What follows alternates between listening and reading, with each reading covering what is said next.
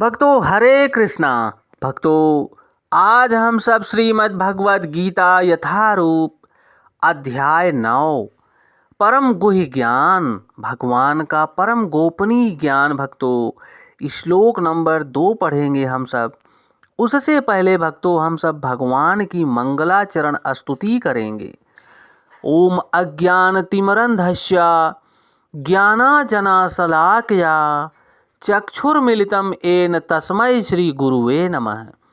श्रीचैतन्यमनोभीष्टं स्थापितं येन भूतले स्वयं रूपः कदा मह्यं ददाति स्वपदान्तिकं।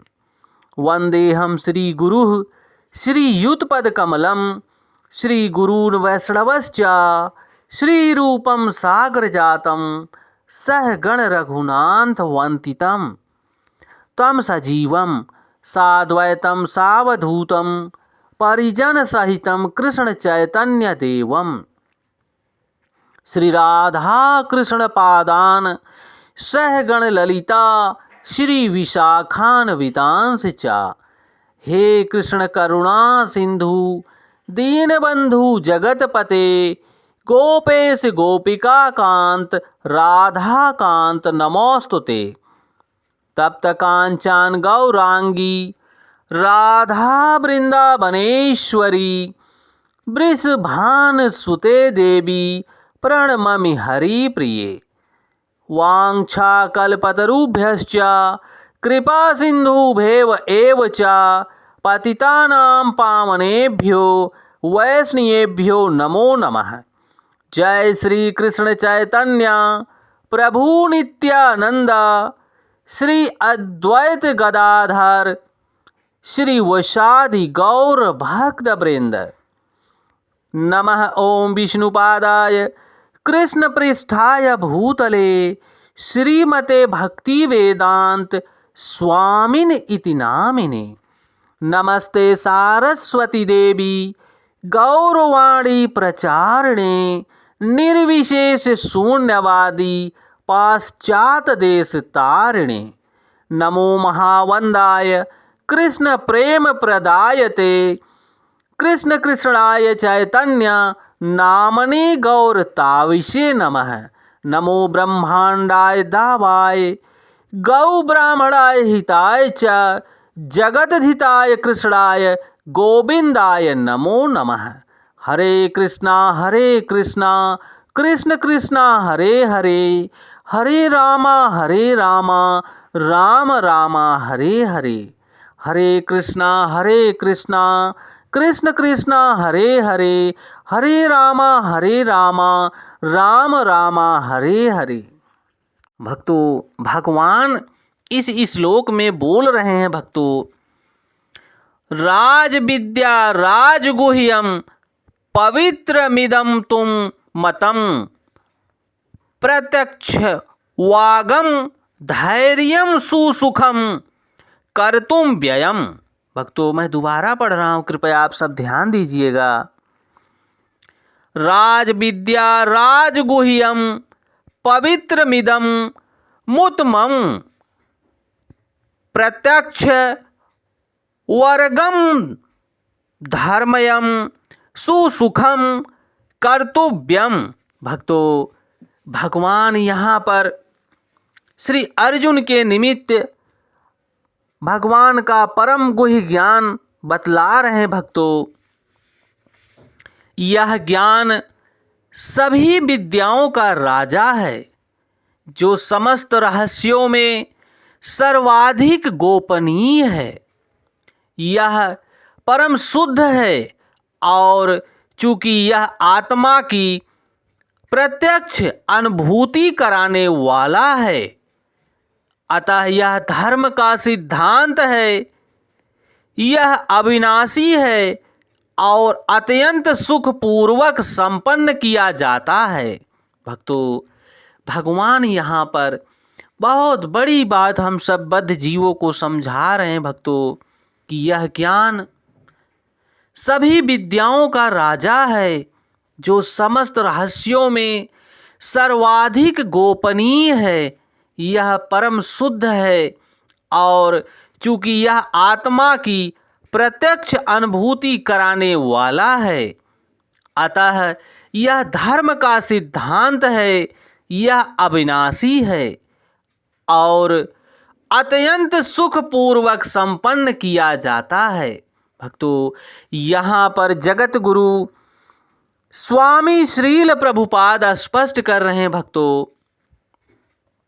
भगवद गीता का यह अध्याय विद्याओं का राजा राज विद्या कहलाता है भक्तों, क्योंकि यह पूर्ववर्ती व्याख्यातित समस्त सिद्धांतों एवं दर्शनों पर सार आधारित है। भारत के प्रमुख दार्शनिक गौतम, कणाद, कपिल, याज्ञवल्क्य, सांडिल्य तथा वैष्णवर हैं।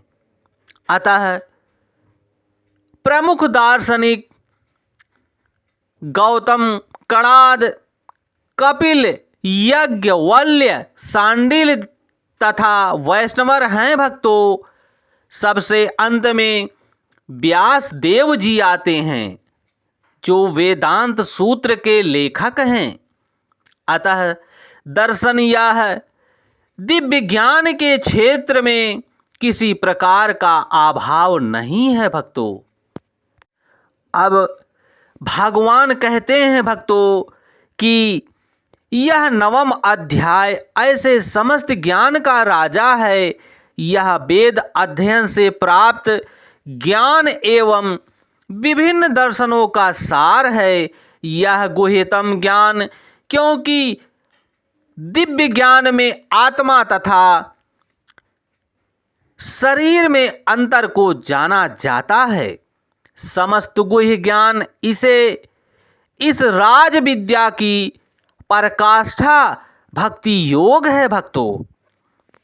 सामान्यतः लोगों को इस गुह्य ज्ञान की शिक्षा नहीं मिल पाती।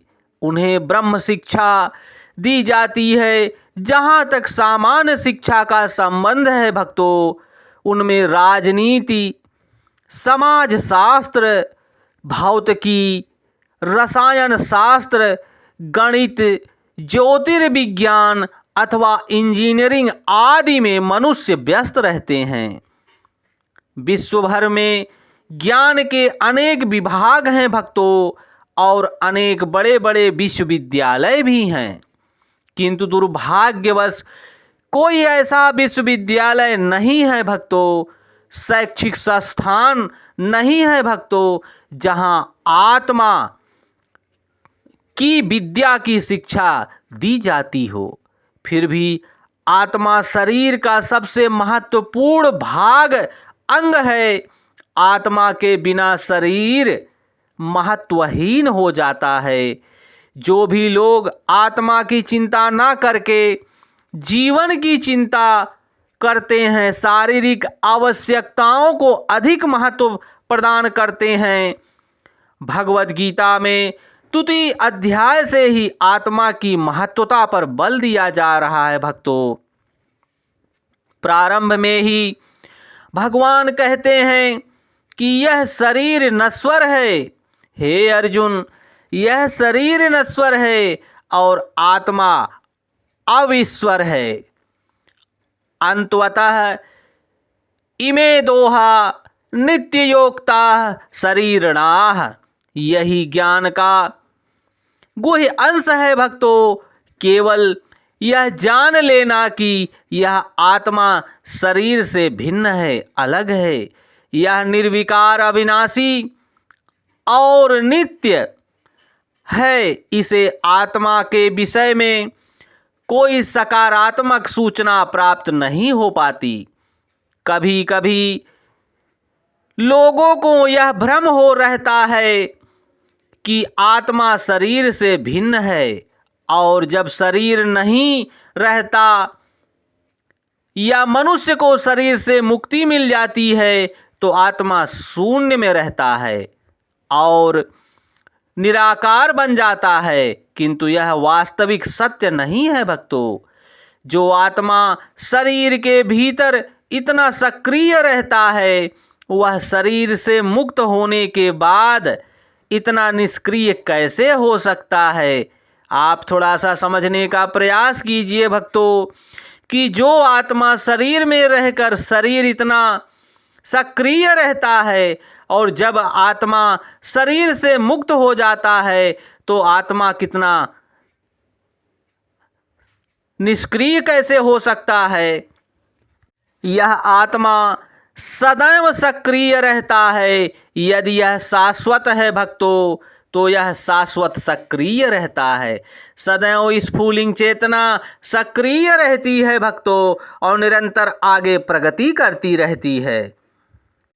भक्तों, वैकुंठ लोक में इसके कार्यकलाप आध्यात्म ज्ञान के गुह्यतम अंश हैं। अतः आत्मा के कार्यों को यहाँ पर समस्त ज्ञान का राजा, समस्त ज्ञान का गुह्यतम अंश कहा गया है, क्योंकि आत्मा का ज्ञान भक्तों सबसे चरम ऊपर है। भक्तों, यह ज्ञान समस्त कार्यों का शुद्धतम रूप है।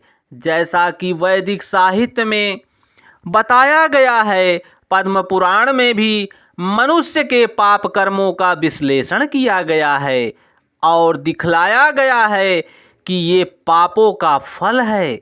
जो लोग सकाम कर्मों में लगे हुए हैं वे पाप पूर्ण कर्मों के विभिन्न रूपों एवं अवस्थाओं में फंसे रहते हैं।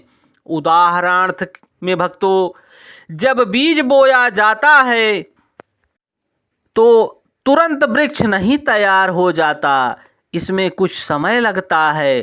पहले एक छोटा सा अंकुर रहता है, फिर यह वृक्ष का रूप धारण करता है, तब इसमें फूल आते हैं, फल लगते हैं और तब बीज बोने वाले व्यक्ति फूल तथा फल का उपभोग कर सकते हैं। इसी प्रकार जब मनुष्य पाप कर्म करता है तो बीज की ही भांति इसके भी फल मिलते हैं। समय लगता है, समय का अंतराल होता है भक्तों, और इसमें भी कई अवस्थाएं होती हैं। भले ही व्यक्ति में पाप कर्मों का उदय होना बंद हो चुका हो, किंतु किए गए पाप कर्मों का फल तब भी मिलता रहता है। कुछ पाप तब भी बीज रूप में बचे रहते हैं, कुछ फलीभूत भी हो चुके होते हैं, जिन्हें हम दुख तथा वेदना के रूप में अनुभव करते हैं। जीवन में भक्तों, हम सब दुख का जब सामना करते हैं, वेदना के रूप में अनुभव करते हैं, तो ये हमारे पूर्व जन्मों के पाप कर्मों के कारण हम दुख भोगते हैं भक्तों। जैसा कि 7वें अध्याय में 28वें श्लोक में बताया गया है भक्तों, जो व्यक्ति समस्त पाप कर्मों के फलों बंधनों का अंत करके भौतिक जगत के द्वंद्वों से मुक्त हो जाता है, वह भगवान श्री कृष्ण की भक्ति में लग जाता है। भक्तों, दूसरे शब्दों में जो लोग भगवत भक्ति में लगे हुए हैं वे समस्त कर्म फलों बंधनों से पहले ही मुक्त हो चुके हैं। और इस कथन में भक्तों पुष्टि पद्म पुराण में हुई है।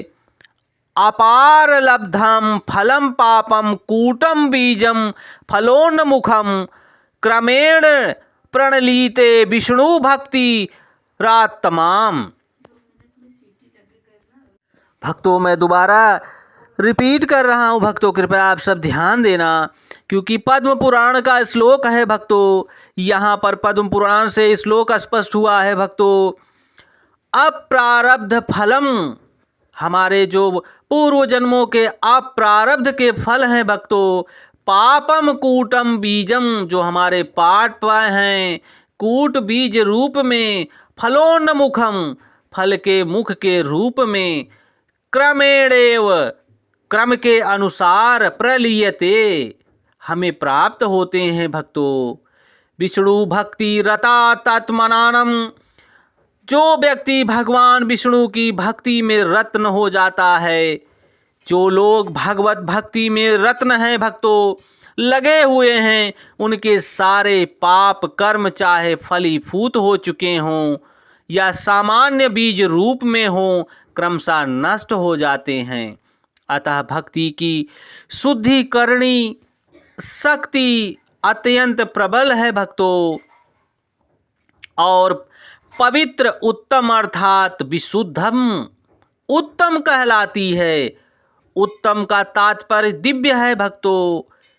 भौतिक जगत का अंधकार और उत्तम का अर्थ भौतिक कार्यों से परे होता है भक्तों। भक्तिमय कार्यों को भक्ति भी भौतिक नहीं मानना चाहिए। यद्यपि कभी कभी ऐसा प्रतीत होता है कि भक्त भी सामान्य जनों की भांति रत रहते हैं। जो व्यक्ति भक्ति से अवगत होता है वही जान सकता है कि भक्तिमय कार्य भौतिक नहीं होते। आध्यात्मिक जीवन की तरह होते हैं, वे आध्यात्मिक होते हैं और प्रकृति के गुणों से सर्वथा अदूषित होते हैं, दूषित नहीं होते भक्तों कहा जाता है कि भक्ति की संपन्नता इतनी पूर्ण होती है कि उसके फलों का प्रत्यक्ष अनुभव किया जा सकता है। हमने अनुभव किया है कि जो व्यक्ति भगवान श्री कृष्ण के पवित्र नाम का कीर्तन करता है, हरे कृष्ण कृष्ण कृष्ण हरे हरे, हरे राम राम राम हरे हरे, हरे कृष्ण कृष्ण कृष्ण हरे हरे, हरे राम राम राम हरे हरे। भक्तों, हरि नाम संकीर्तन करता है, उसे जप करते समय कुछ दिव्य आनंद का अनुभव होता है और वह तुरंत ही समस्त भौतिक कलमश से शुद्ध हो जाता है। ऐसा सचमुच दिखाई पड़ता है। यही नहीं भक्तों, यदि कोई श्रवण करने में ही नहीं अपितु भक्तों की कार्यों में संदेश को प्रचारित करने में भी लगा रहता है या कृष्ण भावना अमृत के प्रचार कार्यों में सहायता करता है, तो उसे क्रमशः आध्यात्मिक उन्नति का अनुभव होता है और यह अनुभव होता रहता है। आध्यात्मिक जीवन की यह प्रगति किसी पूर्व शिक्षा या योग्यता पर निर्भर नहीं करती। यह विधि स्वयं इतनी शुद्ध है कि इसमें लगे रहने से मनुष्य स्वतः ही शुद्ध बन जाता है।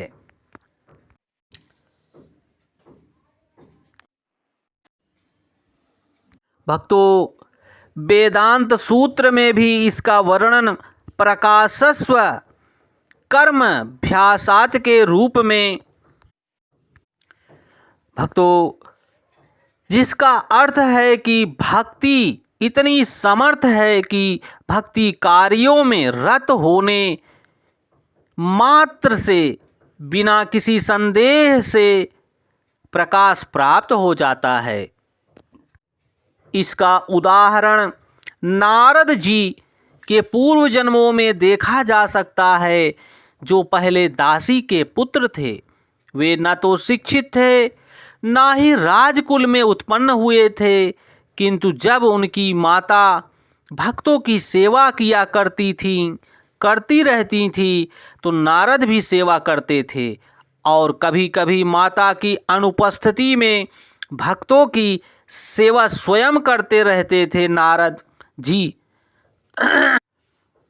उच्चष्टि लेपानुमोदितो द्विजो सत्कृत संभुजे तदपात किलिम्बिसः एवं प्रवृत्तस्य विशुद्ध चेतसा अस्तधरम एवात्ममारुचि प्रजायते। श्री भागवत में इस श्लोक में भक्तों नारद जी अपने शिष्य व्यास देव से अपने पूर्व जन्म का वर्णन करते हैं। वे कहते हैं कि पूर्व जन्म में बाल्यकाल में वे चातुर्मास में शुद्ध भक्तों भागवतों की सेवा किया करते थे, जिससे उन्हें उनकी संगति प्राप्त हुई। कभी कभी वे ऋषि अपनी थालियों में उच्छिष्ट भोजन छोड़ देते थे और यह बालक थालियां का धोते समय उच्छिष्ट भोजन को चखना चाहता था। अतः उसने उन ऋषियों से अनुमति मांगी और जब उन्होंने अनुमति दे दी तो बालक नारद उस उच्छिष्ट भोजन को खाते थे। फलस्वरूप अपने समस्त पाप कर्मों से मुक्त हो गए। ज्यों-ज्यों वह उच्छिष्ट खाते रहे त्यों-त्यों वह ऋषियों के समान शुद्ध हृदय बनता गया और चूंकि वे महाभागवत भगवान की भक्ति का स्वादन श्रवण कीर्तन द्वारा करते थे, अतः नारद ने भी क्रमशः वैसी ही रुचि विकसित कर ली।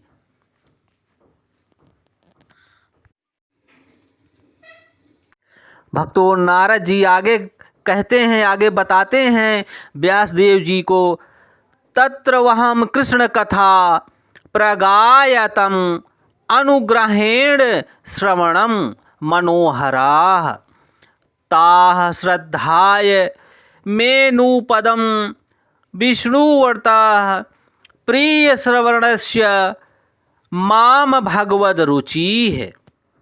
भक्तों, नारद जी बोल रहे हैं, ऋषियों की संगति करने से स्वयं नारद में भी भगवान की महिमा के श्रवण तथा कीर्तन की रुचि उत्पन्न हुई और उन्होंने भक्ति की तीव्र इच्छा विकसित की। अतः जैसा कि वेदांत सूत्र में कहा गया है, प्रकाशश्च कर्मणायाम भ्यासेत, जो भगवत भक्ति के कार्यों में केवल लगा रहता है भक्तों, उसे स्वतः सारी अनुभूति हो जाती है और वह सब समझने लगता है।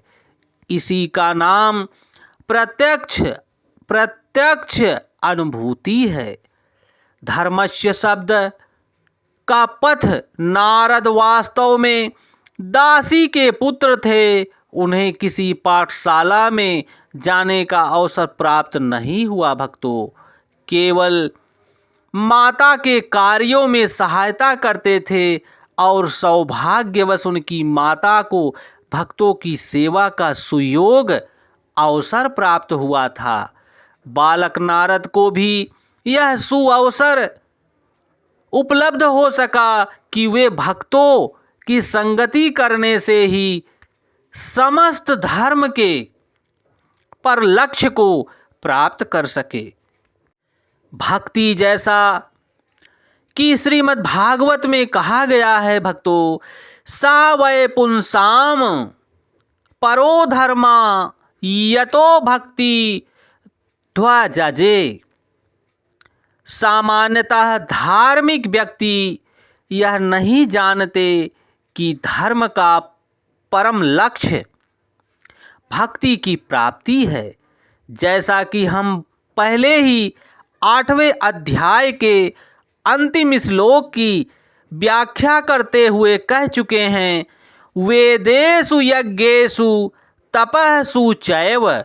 सामान्यतः आत्म साक्षात्कार के लिए वैदिक ज्ञान आवश्यक है, किंतु यहाँ पर नारद न तो किसी गुरु के पाठशाला में गए थे, ना ही उन्हें वैदिक नियमों की शिक्षा मिलती थी, तो भी उन्हें वैदिक अध्ययन के सर्वोच्च फल प्राप्त हो सके। यह विधि इतनी सशक्त है कि धार्मिक कृत्य किए बिना ही मनुष्य सिद्धि पद को प्राप्त हो जाता है। यह कैसे संभव है, यह कैसे संभव होता है, इसकी पुष्टि वैदिक साहित्य में मिलती है भक्तों। आचार्यवान पुरुषों, जो आचार्यवान पुरुष हैं भक्तों, वेदों के महान आचार्यों के संसर्ग में साथ में रहकर मनुष्य आत्म साक्षात्कार के लिए आवश्यक समस्त ज्ञान से अवगत हो जाता है, भली भांति जान जाता है। भले ही वह अशिक्षित हो, पढ़ा लिखा ना हो भक्तों, या उसने वेदों का अध्ययन भी ना किया हो, परंतु भागवत की कृपा से, भक्तों की कृपा से, भक्तों के संग साथ रहकर भक्ति करने से वह स्वतः ही सभी वेदों का सार समझ जाता है भक्तों। भक्ति योग अत्यंत सुख कर सुसुखम होता है। ऐसा क्यों है भक्तों? क्योंकि भक्ति में श्रवणम कीर्तम विष्णु पाद सेवनम, जिससे मनुष्य भगवान की महिमा के कीर्तन को सुन सकता है। यह प्रामाणिक आचार्यों द्वारा दिए गए दिव्य ज्ञान के दार्शनिक भाषण सुन सकता है। मनुष्य केवल बैठे रहकर सीख सकता है। ईश्वर को अर्पित अच्छे स्वादिष्ट भोजन का उच्छिष्ट खाकर प्रत्येक दशा में भक्ति सुखमय है, भक्ति प्राप्त कर सकता है भक्तों। मनुष्य गरीबी की हालत में भी भक्ति कर सकता है। भगवान कहते हैं, पत्रम पुष्पम फलम तोयम। अगर कोई मनुष्य गरीब से गरीब है, पत्रम पुष्पम फलम तोयम, वे भक्त के हर प्रकार की भेंट को स्वीकार करते हैं, चाहे पत्र हो, पुष्प हो, फल हो या थोड़ा सा जल हो। कुछ भी संसार के किसी भी कोने में उपलब्ध हो या किसी व्यक्ति द्वारा उसकी सामाजिक स्थिति पर विचार किए बिना अर्पित किए जाने पर भगवान को वह स्वीकार कर लेते हैं। यदि उसे प्रेम पूर्वक चढ़ाया जाए, इतिहास में ऐसे अनेक उदाहरण प्राप्त हैं भक्तों। भगवान के चरण कमलों पर चढ़े तुलसी दल का आस्वादन करके सनत कुमार जैसे महान मुनि भक्त बन गए। अतः भक्ति योग अति उत्तम है और इसे संपन्न प्रसन्न मुद्रा में संपन्न किया जा सकता है। भगवान को तो वह प्रेम प्रिय है जिससे वस्तुएं अर्पित की जाती हैं। भक्तों, यहाँ पर कहा गया है कि भक्ति शाश्वत है। यह वैसी नहीं है जैसा कि मायावादी चिंतक जो साधक हैं कहते हैं। यद्यपि वे कभी कभी भक्ति करते हैं, किंतु उनकी यह भावना रहती है कि जब तक मुनि मुक्ति ना मिल जाए तब तक उन्हें भक्ति करते रहना चाहिए, किंतु अंत में जब वे मुक्त हो जाएंगे तो ईश्वर से उनका तादात्म्य हो जाएगा। इस प्रकार की अस्थायी सीमित स्वार्थमय भक्ति शुद्ध भक्ति नहीं मानी जाती भक्तों। वास्तविक भक्ति तो मुक्ति के बाद भी बनी रहती है। जब तक भगवत धाम को जाता है तो वहाँ भी वह भगवान की सेवा में ही रत रहता है और भगवान से तदात्कर नहीं होना चाहता। जैसा कि भगवत गीता में देखा जाएगा, वास्तविक भक्ति मुक्ति के बाद प्रारंभ होती है भक्तों। मुक्त होने पर जब मनुष्य ब्रह्म पद पर स्थित होता है, ब्रह्मभूत, तो उसकी भक्ति प्रारंभ होती है। शमः सर्वेषु भूतेषु मद भक्तिम लभते पराम। कोई भी मनुष्य कर्म योग, ज्ञान योग, अष्टांग योग या अन्य योग करके भगवान को नहीं समझ सकता भक्तों। इन योग विधियों से भक्ति योग की दिशा में किंचित प्रगति हो सकती है, किंतु भक्ति अवस्था को प्राप्त हुए बिना कोई भगवान को नहीं समझ पाता। श्रीमद् भागवतम में इसकी पुष्टि हुई है भक्तों। जब मनुष्य भक्ति योग संपन्न करके विशेष रूप से किसी महात्मा श्रीमद् भागवत या भगवत गीता सुनकर शुद्ध हो जाता है, तो वह कृष्ण विद्या या तत्व ज्ञान को समझ सकता है एवं प्रसन्न मानसो भगवत भक्ति योगताः। जब मनुष्य का हृदय समस्त व्यर्थ की बातों से शुद्ध हो जाता है तो वह समझ सकता है कि ईश्वर क्या हैं, भगवान क्या हैं। इस प्रकार भक्ति योग कृष्ण भावना अमृत समस्त विद्याओं का राजा है भक्तों। यह समस्त गुह्यतम ज्ञान का राजा है भक्तों। यह धर्म का शुद्धतम रूप है और इसे बिना कठिनाई के सुखपूर्वक संपन्न किया जा सकता है और प्रत्येक बद्ध जीवों को सुखपूर्वक संपन्न करना भी चाहिए। अतः मनुष्य को चाहिए कि इसे ग्रहण करे और भक्ति में प्रगति करें, सुखपूर्वक जीवन बिताकर भगवान को प्राप्त करें।